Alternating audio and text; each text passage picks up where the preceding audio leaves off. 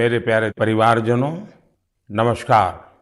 मन की बात के एक और एपिसोड में मुझे आप सभी के साथ देश की सफलता को, देशवासियों की सफलता को, उनकी इंस्पायरिंग लाइफ जर्नी को आपसे साझा करने का अवसर मिला है।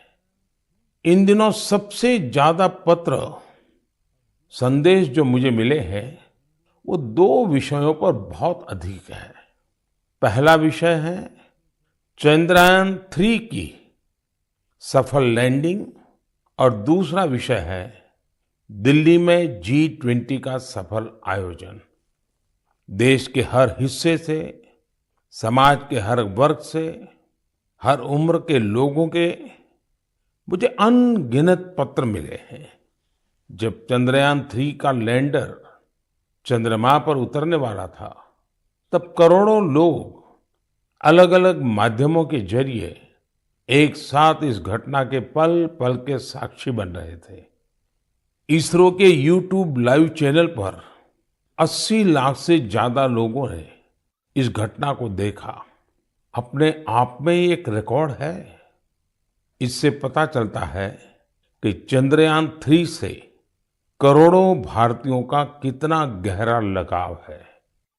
चंद्रयान की इस सफलता पर देश में इन दिनों एक बहुत ही शानदार क्विज कंपटीशन भी चल रहा है, प्रश्न स्पर्धा, और उसे नाम दिया गया है चंद्रयान-3 महाक्विज।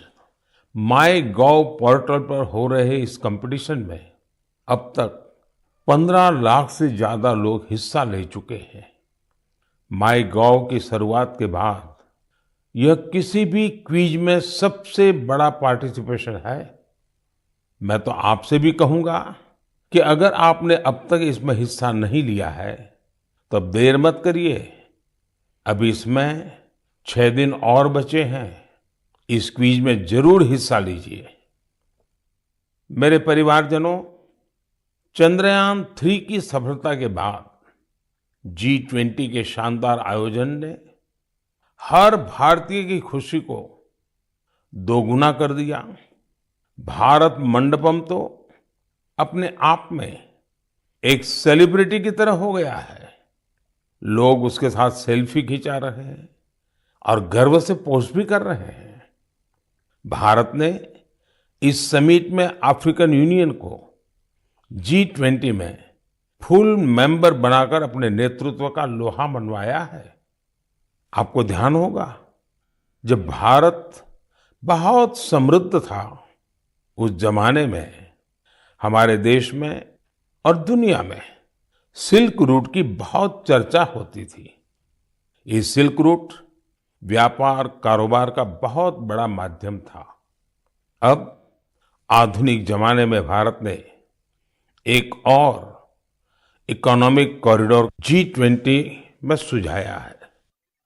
ये है India middle east Europe economic corridor. ये कॉरिडोर आने वाले सैकड़ों वर्षों तक विश्व व्यापार का आधार बनने जा रहा है।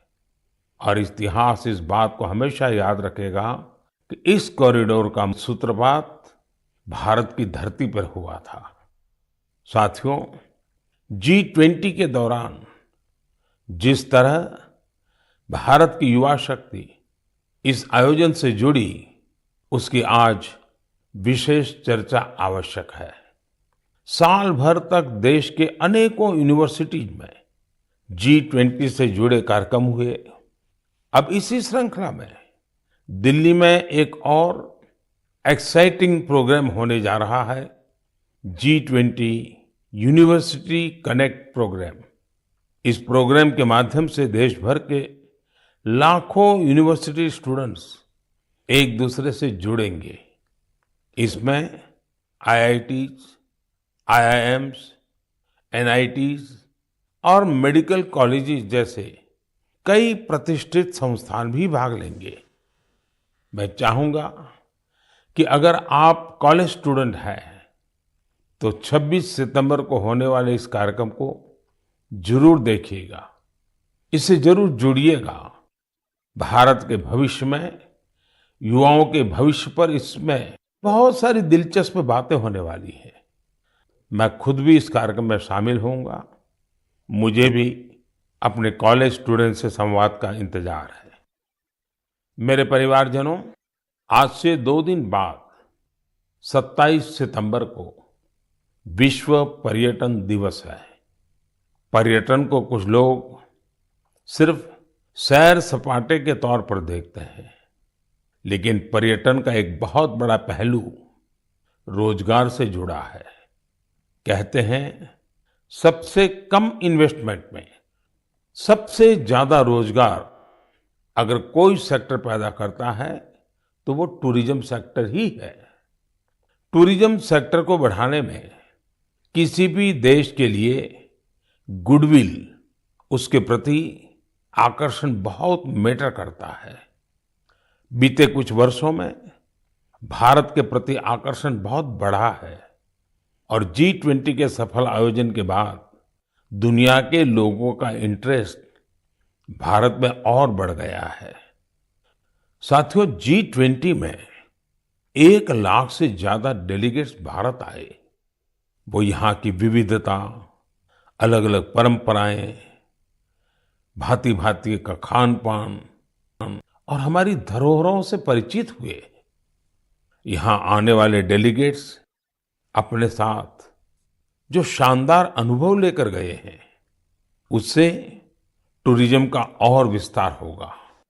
आप लोगों को पता ही है कि भारत में एक से बढ़कर एक वर्ल्ड हेरिटेज साइट्स भी हैं और इनकी संख्या लगातार बढ़ती जा रही है। कुछ ही दिन पहले शांति निकेतन और कर्नाटका के पवित्र होयसड़ा मंदिरों को वर्ल्ड हेरिटेज साइट्स घोषित किया गया है। मैं इस शानदार उपलब्धि के लिए समस्त देशवासियों को बधाई देता हूं। मुझे 2018 में शांति निकेतन की यात्रा का सौभाग्य मिला था। शांति निकेतन से गुरुदेव रविंद्रनाथ टैगोर का जुड़ाव रहा है। गुरुदेव रविंद्रनाथ टैगोर ने शांति निकेतन का मोटो संस्कृत के एक प्राचीन श्लोक से लिया था। वह श्लोक है, यत्र विश्वम भवत्येक नीडम, अर्थात जहां एक छोटे से घोंसले में पूरा संसार समाहित हो सकता है। कर्नाटका के जिन होयसड़ा मंदिरों को यूनेस्को ने विश्व धरोहर सूची में शामिल किया है, उन्हें 13वीं शताब्दी के बेहतरीन आर्किटेक्चर के लिए जाना जाता है। इन मंदिरों को यूनेस्को से मान्यता मिलना मंदिर निर्माण की भारतीय परंपरा का भी सम्मान है। भारत में अब वर्ल्ड हेरिटेज प्रॉपर्टीज की कुल संख्या 42 हो गई है। भारत का प्रयास है कि हमारे ज्यादा से ज्यादा ऐतिहासिक और सांस्कृतिक जगहों को वर्ल्ड हेरिटेज साइट की मान्यता मिले। मेरा आप सबसे आग्रह है कि जब भी आप कहीं घूमने जाने की योजना बनाएं तो ये प्रयास करें कि भारत की विविधता के दर्शन करें। आप अलग अलग राज्यों की संस्कृति को समझें, हेरिटेज साइट्स को देखें। इससे आप अपने देश के गौरवशाली इतिहास से तो परिचित होंगे ही, स्थानीय लोगों की आय बढ़ाने का भी आप अहम माध्यम बनेंगे। मेरे परिवारजनों, भारतीय संस्कृति और भारतीय संगीत अब ग्लोबल हो चुका है। दुनिया भर के लोगों का इनसे लगाव दिनों दिन बढ़ता ही जा रहा है। एक प्यारी सी बिटिया द्वारा की गई एक प्रस्तुति, उसका एक छोटा सा ऑडियो आपको सुनाता हूं। जगज्जालपालं कजत्कण्ठमालं शरच्चन्द्रभालं महादैत्यकालं नभो नीलकायं तुरावरमायं सुपद्मसहायं भजेऽहं नागेन्द्रहाराय त्रैलोचनाय भस्मङ्गरागाय माहेश्वराय नित्याय शुद्धाय दिगम्बराय स्मरणकाराय नमः शिवाय। इससे सुनकर आप भी हैरान हो गए ना, कितनी मधुर आवाज है और हर शब्द में जो भाव झलकते हैं, ईश्वर के प्रति उनका लगाव हम अनुभव कर सकते हैं। अगर मैं ये बताऊं कि सुरीली आवाज जर्मनी की एक बेटी की है, तो शायद आप और अधिक हैरान होंगे। इस बिटिया का नाम कैसमी है। 21 साल की कैसमी इन दिनों इंस्टाग्राम पर खूब छाई हुई है। जर्मनी की रहने वाली कैसमी कभी भारत नहीं आई है, लेकिन वो भारतीय संगीत की दीवानी है, जिसने कभी भारत को देखा तक नहीं। उसकी भारतीय संगीत में ये रुचि बहुत ही इंस्पायरिंग है। कैसमी जन्म से ही देख नहीं पाती है, लेकिन ये मुश्किल चुनौती उन्हें असाधारण उपलब्धियों से रोक नहीं पाई। म्यूजिक और क्रिएटिविटी को लेकर उनका पैशन कुछ ऐसा था कि बचपन से ही उन्होंने गाना शुरू कर दिया। अफ्रीकन ड्रमिंग की शुरुआत तो उन्होंने महज 3 साल की उम्र में ही कर दी थी। भारतीय संगीत से उनका परिचय 5-6 साल पहले ही हुआ। भारत के संगीत ने उनको इतना मोह लिया, इतना मोह लिया कि इसमें पूरी तरह से रम गई। उन्होंने तबला बजाना भी सीखा है।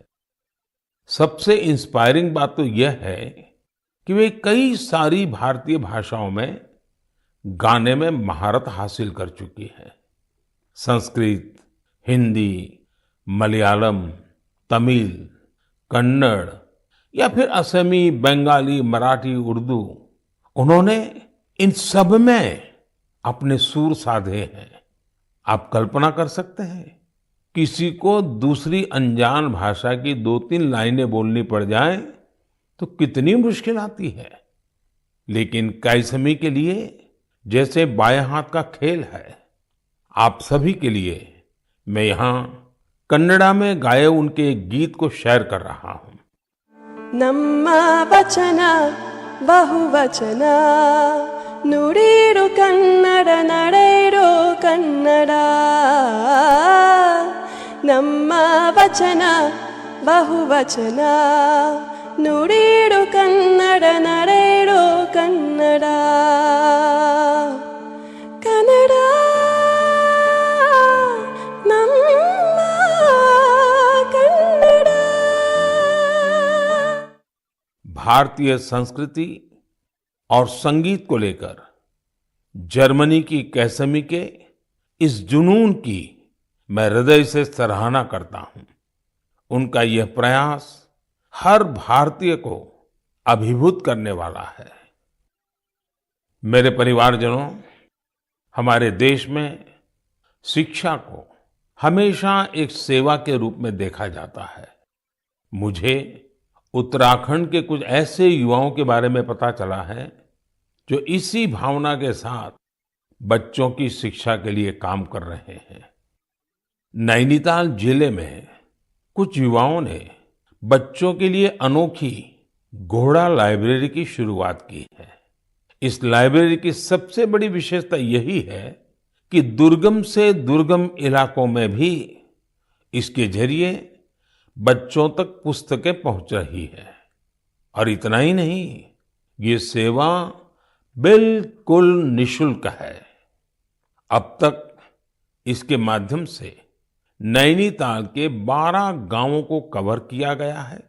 बच्चों की शिक्षा से जुड़े इस नेक काम में मदद करने के लिए स्थानीय लोग भी खूब आगे आ रहे हैं।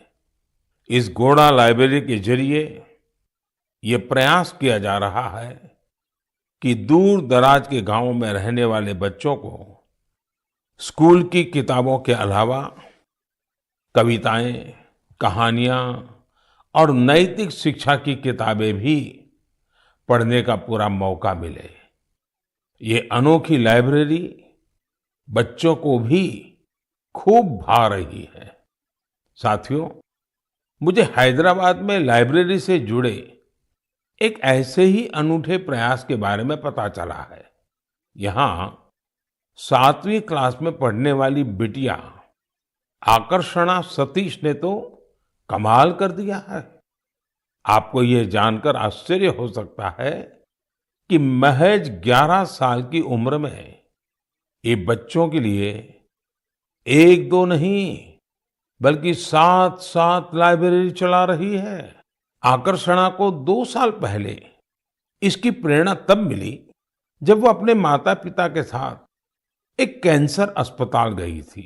उसके पिता जरूरतमंदों की मदद के सिलसिले में वहां गए थे। बच्चों ने वहां उनसे कलरिंग बुक्स की मांग की और यही बात इस प्यारी सी गुड़िया को इतनी छू गई कि उसने अलग अलग तरह की किताबें जुटाने की ठान ली। उसने अपने आस पड़ोस के घरों, रिश्तेदारों और साथियों से किताबें इकट्ठा करना शुरू कर दिया। और आपको यह जानकर खुशी होगी कि पहली लाइब्रेरी उसी कैंसर अस्पताल में बच्चों के लिए खोली गई। जरूरतमंद बच्चों के लिए अलग अलग जगहों पर इस बिटिया ने अब तक जो 7 लाइब्रेरी खोली है उनमें अब करीब 6000 किताबें उपलब्ध हैं। छोटी सी आकर्षणा जिस तरह बच्चों का भविष्य संवारने का बड़ा काम कर रही है वो हर किसी को प्रेरित करने वाला है। साथियों, ये बात सही है कि आज का दौर डिजिटल टेक्नोलॉजी और ई बुक्स का है, लेकिन फिर भी किताबें हमारे जीवन में हमेशा एक अच्छे दोस्त की भूमिका निभाती हैं। इसलिए हमें बच्चों को किताबें पढ़ने के लिए प्रेरित करना चाहिए।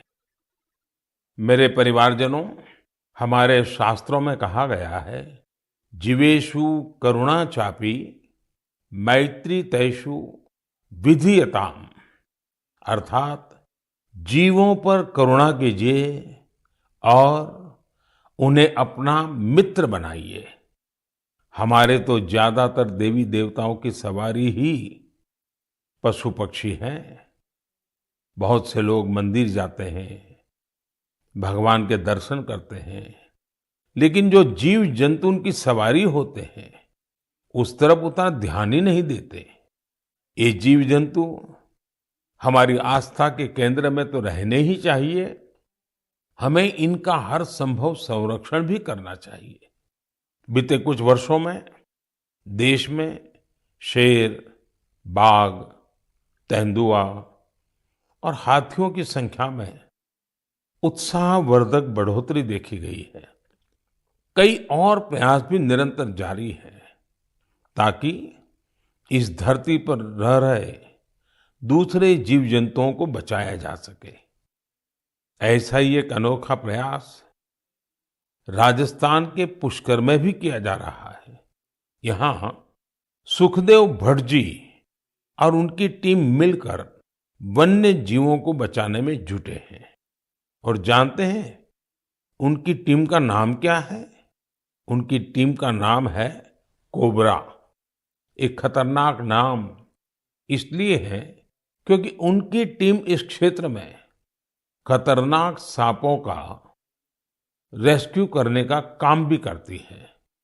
इस टीम में बड़ी संख्या में लोग जुड़े हैं जो सिर्फ एक कॉल पर मौके पर पहुंचते हैं और अपने मिशन में जुट जाते हैं।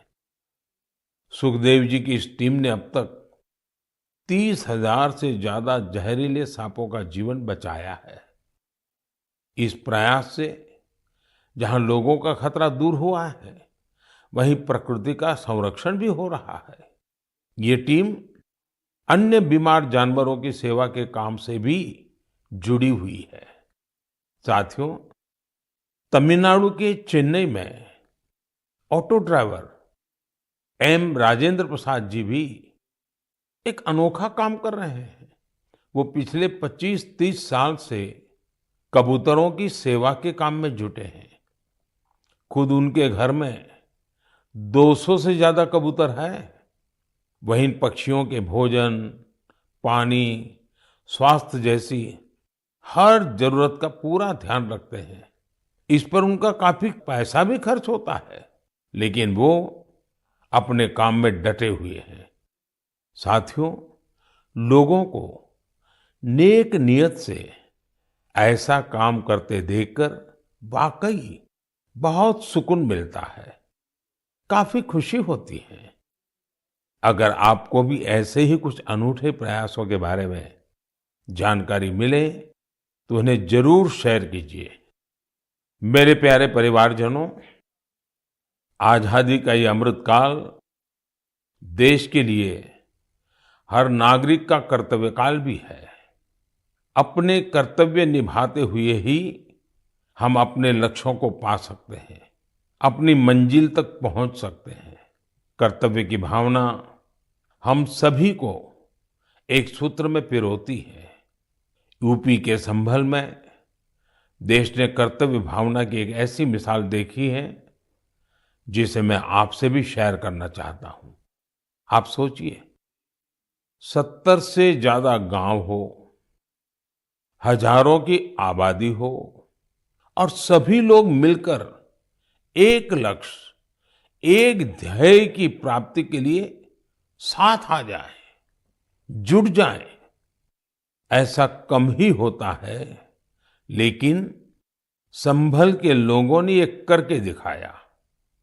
इन लोगों ने मिलकर जन भागीदारी और सामूहिकता की बहुत ही शानदार मिसाल कायम की है। दरअसल इस क्षेत्र में दशकों पहले सोत नाम की एक नदी हुआ करती थी। अमरोहा से शुरू होकर संभल होते हुए बदायूं तक बहने वाली ये नदी एक समय इस क्षेत्र में जीवनदायिनी के रूप में जानी जाती थी। इस नदी में अनवरत जल प्रवाहित होता था, जो यहाँ के किसानों के लिए खेती का मुख्य आधार था। समय के साथ नदी का प्रवाह कम हुआ। नदी जिन रास्तों से बहती थी वहां अतिक्रमण हो गया और ये नदी विलुप्त हो गई। नदी को मां मानने वाले हमारे देश में संभल के लोगों ने इस सोत नदी को भी पुनर्जीवित करने का संकल्प ले लिया। पिछले साल दिसंबर में सोत नदी के कायाकल्प का काम 70 से ज्यादा ग्राम पंचायतों ने मिलकर शुरू किया। ग्राम पंचायतों के लोगों ने सरकारी विभागों को भी अपने साथ लिया। आपको ये जानकर खुशी होगी कि साल के पहले 6 महीने में ही ये लोग नदी के 100 किलोमीटर से ज्यादा रास्ते का पुनरुद्धार कर चुके थे। जब बारिश का मौसम शुरू हुआ तो यहाँ के लोगों की मेहनत रंग लाई और सोत नदी पानी से लबालब भर गई। यहाँ के किसानों के लिए खुशी का एक बड़ा मौका बनकर आया है। लोगों ने नदी के किनारे बांस के 10,000 से भी अधिक पौधे भी लगाए हैं ताकि इसके किनारे पूरी तरह सुरक्षित रहें। नदी के पानी में 30,000 से अधिक गंबूसिया मछलियों को भी छोड़ा गया है ताकि मच्छर न पनपे। साथियों, सोत नदी का उदाहरण हमें बताता है कि अगर हम ठान लें तो बड़ी से बड़ी चुनौतियों को पार कर एक बड़ा बदलाव ला सकते हैं। आप भी कर्तव्य पथ पर चलते हुए अपने आसपास ऐसे बहुत से बदलावों का माध्यम बन सकते हैं। मेरे परिवारजनों, जब इरादे अटल हों और कुछ सीखने की लगन हो तो कोई काम मुश्किल नहीं रह जाता है। पश्चिम बंगाल की श्रीमती शकुंतला सरदार ने इस बात को बिल्कुल सही साबित करके दिखाया है। आज वो कई दूसरी महिलाओं के लिए प्रेरणा बन गई हैं। शकुंतला जी जंगल महल के शातनाला गांव की रहने वाली हैं। लंबे समय तक उनका परिवार हर रोज मजदूरी करके अपना पेट पालता था। उनके परिवार के लिए गुजर बसर भी मुश्किल थी। फिर उन्होंने एक नए रास्ते पर चलने का फैसला किया और सफलता हासिल कर सबको हैरान कर दिया। आप ये जरूर जानना चाहेंगे कि उन्होंने ये कमाल कैसे किया। इसका जवाब है एक सिलाई मशीन। एक सिलाई मशीन के जरिए उन्होंने साल की पत्तियों पर खूबसूरत डिजाइन बनाना शुरू किया। उनके इस हुनर ने पूरे परिवार का जीवन बदल दिया। उनके बनाए इस अद्भुत क्राफ्ट की मांग लगातार बढ़ती जा रही है। शकुंतला जी के इस हुनर ने न सिर्फ उनका बल्कि साल की पत्तियों को जमा करने वाले कई लोगों का जीवन भी बदल दिया है। अब वो कई महिलाओं को ट्रेनिंग देने का भी काम कर रही है। आप कल्पना कर सकते हैं, एक परिवार जो कभी मजदूरी पर निर्भर था अब खुद दूसरों को रोजगार के लिए प्रेरित कर रहा है। उन्होंने रोज की मजदूरी पर निर्भर रहने वाले अपने परिवार को अपने पैरों पर खड़ा कर दिया है। इससे उनके परिवार को अन्य चीजों पर भी फोकस करने का अवसर मिला है। एक बात और हुई है, जैसे ही शकुंतला जी की स्थिति कुछ ठीक हुई, उन्होंने बचत करना भी शुरू कर दिया है। अब वो जीवन बीमा योजनाओं में निवेश करने लगी है ताकि उनके बच्चों का भविष्य भी उज्जवल हो। शकुंतला जी के जज्बे के लिए उनकी जितनी सराहना की जाए वो कम है। भारत के लोग ऐसी ही प्रतिभा से भरे होते हैं। आप उन्हें अवसर दीजिए और देखिए वे क्या क्या कमाल कर दिखाते हैं। मेरे परिवारजनों, दिल्ली में G20 समिट के दौरान उस दृश्य को भला कौन भूल सकता है जब कई वर्ल्ड लीडर्स बापू को श्रद्धा सुमन अर्पित करने एक साथ राजघाट पहुंचे। यह इस बात का एक बड़ा प्रमाण है कि दुनिया भर में बापू के विचार आज भी कितने प्रासंगिक है। मुझे इस बात की भी खुशी है कि गांधी जयंती को लेकर पूरे देश में स्वच्छता से संबंधित बहुत सारे कार्यक्रमों का प्लान किया गया है। केंद्र सरकार के सभी कार्यालयों में स्वच्छता ही सेवा अभियान काफी जोर शोर से जारी है। इंडियन स्वच्छता लीग में भी काफी अच्छी भागीदारी देखी जा रही है। आज मैं मन की बात के माध्यम से सभी देशवासियों से एक आग्रह भी करना चाहता हूं। 1 अक्टूबर यानी रविवार को सुबह 10 बजे स्वच्छता पर एक बड़ा आयोजन होने जा रहा है। आप भी अपना वक्त निकालकर स्वच्छता से जुड़े इस अभियान में अपना हाथ बटाएं। आप अपनी गली, आस पड़ोस, पार्क, नदी, सरोवर या फिर किसी दूसरे सार्वजनिक स्थल पर इस स्वच्छता अभियान से जुड़ सकते हैं। और जहां जहां अमृत सरोवर बने हैं वहां तो स्वच्छता अवश्य करनी है। स्वच्छता की ये कार्यांजलि ही गांधी जी को सच्ची श्रद्धांजलि होगी। मैं आपको फिर से याद दिलाना चाहूंगा कि इस गांधी जयंती के अवसर पर खादी का कोई न कोई प्रोडक्ट जरूर खरीदें। मेरे परिवारजनों, हमारे देश में त्योहारों का सीजन भी शुरू हो चुका है। आप सभी के घर में भी कुछ नया खरीदने की योजना बन रही होगी। कोई इस इंतजार में होगा कि नवरात्र के समय वो अपना शुभ काम शुरू करेगा। उमंग, उत्साह के इस वातावरण में आप वोकल फॉर लोकल का मंत्र भी जरूर याद रखें। जहां तक संभव हो आप भारत में बने सामानों की खरीदारी करें, भारतीय प्रोडक्ट का उपयोग करें और मेड इन इंडिया सामान का ही उपहार दें। आपकी छोटी सी खुशी किसी दूसरे के परिवार की बहुत बड़ी खुशी का कारण बनेगी। आप जो भारतीय सामान खरीदेंगे उसका सीधा फायदा हमारे श्रमिकों, कामगारों, शिल्पकारों और अन्य विश्वकर्मा भाई बहनों को मिलेगा। आजकल तो बहुत सारे स्टार्टअप्स भी स्थानीय प्रोडक्ट्स को बढ़ावा दे रहे हैं। आप स्थानीय चीजें खरीदेंगे तो स्टार्टअप्स के इन युवाओं को भी फायदा होगा। मेरे प्यारे परिवारजनों, मन की बात में बस आज इतना ही। अगली बार जब आपसे मन की बात में मिलूंगा तो नवरात्रि और दशहरा बीत चुके होंगे। त्योहारों के इस मौसम में आप भी पूरे उत्साह से हर पर्व मनाएं, आपके परिवार में खुशियां रहे, मेरी यही कामना है। इन पर्वों की आपको बहुत सारी शुभकामनाएं। आपसे फिर मुलाकात होगी और भी नए विषयों के साथ, देशवासियों की नई सफलताओं के साथ। आप अपने संदेश मुझे जरूर भेजते रहिए। अपने अनुभव शेयर करना न भूलें। मैं प्रतीक्षा करूंगा। बहुत बहुत धन्यवाद। नमस्कार।